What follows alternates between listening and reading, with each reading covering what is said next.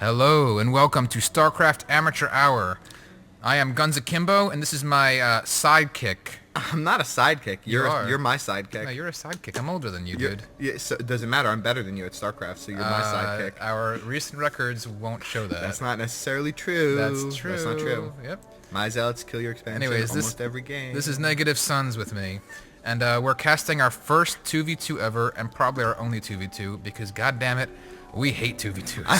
I actually really hate 2v2s. Can I tell them how many times we've tried to cast this game already, or is that cheating? No, we've tried to cast so many 2v2s in general. Yeah, and none have worked out. Every time we do, we're like, oh, this sucks so much. Yeah.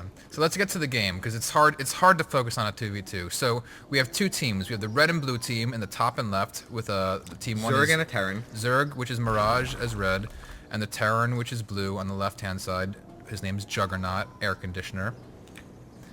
And as team 2, we have Purple Protoss, Purple Protoss. And I like the way that sounds, Purple Protoss. And on the right-hand side, the Terran named Axe, whose color is teal.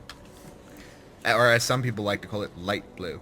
No, it's definitely teal. Some people like to call it light blue. Actually, it might be light blue because the minerals are light blue, right? They're not teal minerals. Well, the minerals are light blue, but you see how there's a slightly more green tint to this. This is the same color as that. No, but there's a slightly more green tint to his color, which is what makes it teal. We have to be informative about everything.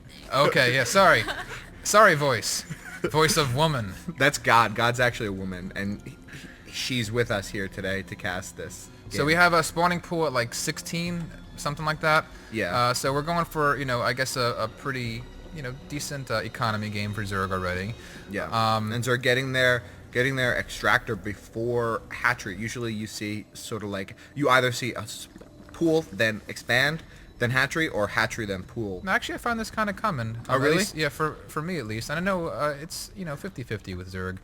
If you get the extractor right away, as soon as you put the spawning pool down, you have enough time to get 3 drones in there and have just enough time to either upgrade speed or to upgrade to lair right after the queen finishes. So it's usually it's perfect timing for an early economic game. And Zerg is building that first queen. And I like how both Terrans are sort of mirroring each other a little bit. Blue is getting a tech lab, so I'm going to expect him maybe to go heavier on the Marauders, or even go for like a fast Reaper rush or harass or something like that. But I do like how both Terrans got their orbital command, which is so important for getting your mules onto your mineral line, getting your, macroing up. Because that orbital command comes so much later than the Protoss or Zerg Scouts economy. Sorry, yes, yeah. And I like how Protoss is, doing just the most standard thing. He's getting his gas during his cybernetics core getting built, getting zealots, chrono boost out of his gateway. But I don't think I saw Protoss or I don't think I saw either of the second team scout at all. Did you? Did they see anything yet? Can we look on the map? No, they haven't seen anything yet. Wow. So that's kind of, I'm gonna say that's kind of bad.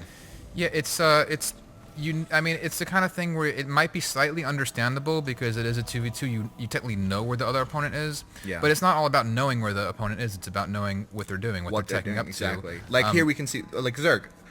Sorry, go ahead. Yeah, you're saying. I think we're about to make the same point. We have Zerg going for roaches and also +1 missile attack. Yeah. While right now we have Protoss going mostly for zealots. Yeah, which is obviously the weak unit against this kind of against this build. And I think that it's interesting to note that normally you might assume, because it's so common, that Zerg's going to try to get their fast hatchery, but here Zerg is totally focused on getting an evolution chamber, getting +1 range attack, and getting roaches for some sort of strong push, right? And blue, his ally, got that early tech lab, is getting a factory, and is getting a bunch of marauders, right, with very little marines. So it looks like both of those players are going to be making a very early-ish, I would say, armored unit push, yeah, right? A hard push, I'd almost call it. Yeah. And, right here we have the roaches bundling up. You also see the same thing for the Terran, just using these cliffs to your advantage, sending all your units before they push out to this cliff right here. This helps you, if any units come in here, if anyone tries to attack, first, you're notified of it, and second, you get a couple of free attacks before they make it to I really like any kind of placement like that on Lost Temple with your range units. You can see that red Zerg is doing it too. His cliff's a little bit, maybe they should be a little bit more south on his cliff, I don't know. But yeah, that placement of being on that cliff to stop any sort of rush, just get free shots. Really good. And so now you see the communication, which is huge. Communicating with his teammate, saying, my +1 will be done, in a few moments. We can push now. Yeah. And so it's perfect timing. You can push out just before the +1 finishes, and by the time you get to your opponent. It was like awful timing is actually like pushed my straw into my Dunkin' Donuts iced coffee cup. That sucks. And now I can't get it out. We have to be informative about everything. Is there a counter to that? Just not pushing my straw into my coffee cup, I guess. All right, so for Terran, we have, for Teal Terran, we have 2 medevacs coming out. He has the reactor add-on. What else do we have? Double producing Marines also. Getting a couple Marauders. I like that force because the medevacs are going to be really good at healing his infantry. And I like that both Terrans are getting their stim pack upgrade. And I like that Protoss, even though it's being done blindly without scouting, but he is getting his Robo Bay, so he's going to have those Immortals out, which is going to be good against the Marauders and the Roaches that the opposing team is making. And Protoss actually getting his expansion now, which is cool. Yeah, which, I mean, in a 2v2 where there's been no pressure yet, that's a pretty good move. So his ally does have, those medevacs coming out. He will be able to respond. Well, we have the Roaches moving down, but at the same time, we have 2 medevacs filled with units coming in on the Zerg base. There's nothing to defend it at all. Wow. Yeah, look at these Roaches pulling back. There is nothing in this base. You can't even bring your drones just forced into all the drones off of the hatchery Nexus. The Zerg Nexus in the middle of the Zerg base with the Nexus drones. Yeah, he's going to lose this main. There is no way these Roaches are coming back in time. Down, totally. Like, you see how it explodes like that, and there's like this hole in the ground when it explodes. I think that's all right. Well, luckily, as a response, you see right now Mirage is putting down base at his expo. Yeah. He knows that he just got screwed really bad with the worst of timing pushes. That's why I think it's so important on this map to have your overlords placed over that ocean, that little water, that stretch of water. Yeah, of course. On a 1v1 or especially on a 2v2, like just to have your overlords if you're Zerg to spot for something like that. You really have with overlords, you really have like the best way to spot something like that. In any game, you need to have anything to scout those middle grounds between you and your opponent, because drops are so easy in Starcraft 2. There's so many ways, there's so many avenues. It's pretty much like just a drop heavy game, and if you're not scouting it, you will get dropped. Yeah. And I mean, when they're over water like that on Lost Temple, they're not even that vulnerable unless your opponent goes air, which, I mean, who does that?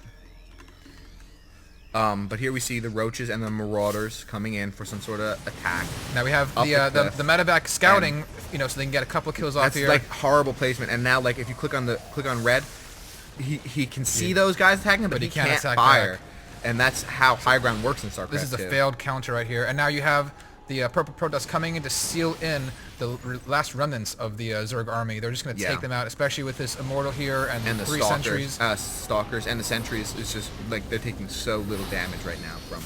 But right here we have a counter drop by Blue Terran, with just 4 Marauders. There's nothing in the Protoss base right now. I don't even know if he realizes he's being attacked. Sometimes this is hard to tell, especially look at this mini-map. It's hard to even tell that was happening. And I really love this timing of like dropping when you know your opponent's out of his base. When you know he's out of position, you drop and pick up the main building. So right now they went punch for punch, a main for a main. So even though the Zerg just lost his entire army, they are a little bit evened out. I mean, it's not fully even. The Protoss does have a full expansion up that all these probes are now sent to. This dropship's going to get taken out, or... Oh, almost. That's so ugly. Wow. No, yeah. Dropship is so low on health, but he's going to just get. But he's getting his job done. He's getting a few more probe kills. These 4 Marauders have done their job completely. See, I was going to say that Protoss is still sort of that team's still slightly ahead because of the fact that Zerg didn't have their hatchery up right away, and Protoss has been mining for such a long time. But then he just lost all those probes. But now you're going to see the Teal Terran just picking at the Zerg player. Coming back in, killing this hatchery again. Yeah. Wow. Knowing, and this is what happens in 2v2s. One player gets, luckily he canceled the expansion, keeps those minerals, but you just see But he's going to lose all of his tech buildings up here, so he's going to lose. Especially there's no creep, so they're slowly losing health anyways. Yeah. This is what happens in 2v2s. You just pick at, the one guy who's down, you just pick at him. And I like this also because, Teal just defeated all of those Roaches outside of his base, so he knew that Zerg was going to be like have very slim defenses up, and he just exploited that with his dropships. Now he's coming down. I wish trying to seal the deal here. I wish he positioned on that cliff. Yeah, up I was there. actually thinking the same thing. I don't know if he'd have the range from this cliff to really even hit the lair. I like the siege tank placement by Zerg's ally to defend his base there. That was. I don't think if Blue hadn't put those siege tanks there, I think he. Probably Zerg would have been out of this game. over here. Yeah.